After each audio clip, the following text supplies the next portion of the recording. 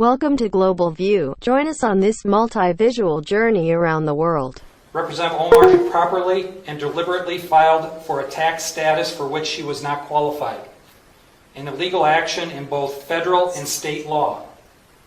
The Minnesota Campaign Finance Board found on June 6th of this year that she illegally used campaign funds to pay a law firm to review her tax records.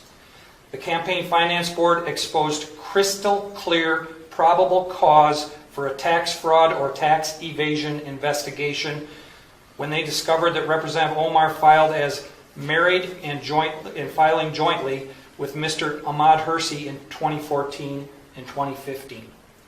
During those years, she was legally married to Mr. Ahmad Elmi.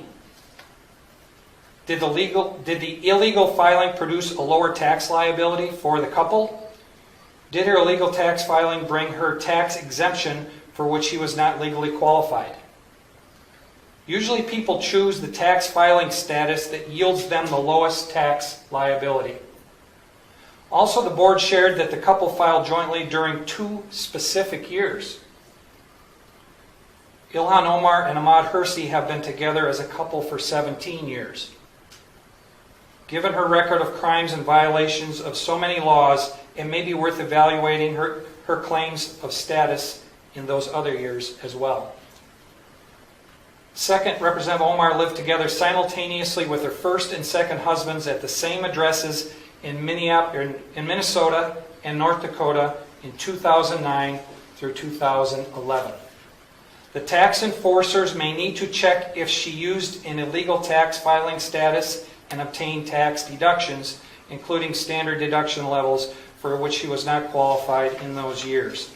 Well, Congresswoman Ilhan Omar working to evade the press, dismissing questions of an alleged affair and misuse of campaign funds as stupid after she was confronted by reporters in Minneapolis. Fox News correspondent Jillian Turner has the latest on the controversy that has been brewing all week. Jillian.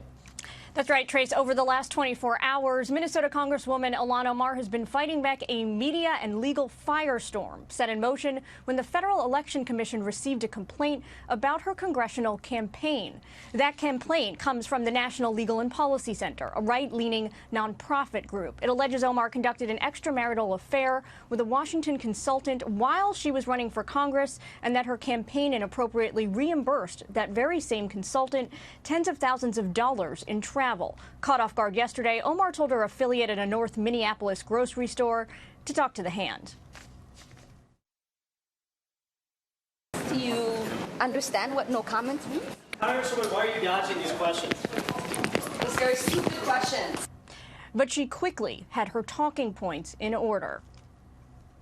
I will just say I have no interest in commenting on anything that you are about to ask about my personal life, so you can chase me all you want. Earlier this week, the wife of Tim Mynett filed court paperwork claiming her husband had an affair with Omar while serving as an advisor to her congressional campaign. Then last night, the NLPC filed its claim that between April and June of this year, Omar's campaign reimbursed a company owned by Tim Mynett over $21,000 for expenses without itemizing them. Chairman, this administration says starving the Iranian economy is in defense of human rights when it is an abuse of them. That withdrawal from the nuclear deal was a demonstration of American leadership when it is an abandonment of it. Escalation is de-escalation. War is peace. In fact, they're asking us to deny reality. The reality is that families of American soldiers and diplomats are being kept awake at night worrying. The Iraqi people who've suffered decades of unjust war are now unjustly suffering as their country becomes a battleground in a proxy war. The Iranian people have suffered because of maximum pressure and will suffer because of this escalation. John Quincy Adams said, "America goes not abroad in search of monsters. America's glory is not dominion, but liberty." This administration has gone abroad in search of monster to destroy. May God show us the way to freedom, independence, and peace. I yield back. Nice. I thank the gentleman for yielding. I never thought that I would hear on this House floor an apology to the Iranian people for an action that we took that was justified, taking out our terrorists. I cannot believe it. And yet we just heard that on this House floor. We have a gentleman who gave his legs in service to this country, and yet we're apologizing to the Iranians with a non-binding resolution that is nothing more than a press release, Madam Speaker. It has no effect. It doesn't do anything. In fact, the Supreme Court says that. They know that. All they're doing is trying to get a press release to keep them from having a primary opponent. This is sad, a sad, sad day. And yet here we are having another speech to try to take on the President of the United States for actually taking out a terrorist. I would ask my colleagues opposite, how many Americans does a terrorist have to kill before they join with us? Is 600 not enough?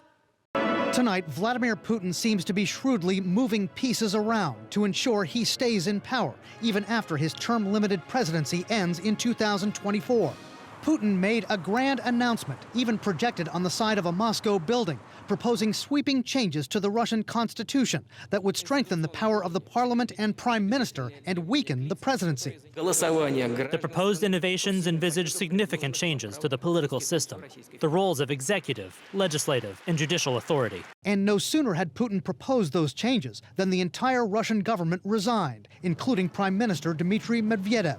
Putin is telling his own population and the rest of the world, I'm in charge now, and even after 2024, when I have to resign the presidency, I'm still going to be around and I'm still going to be a player. Putin's been in power for 20 years, longer than any Kremlin leader except the brutal dictator Joseph Stalin.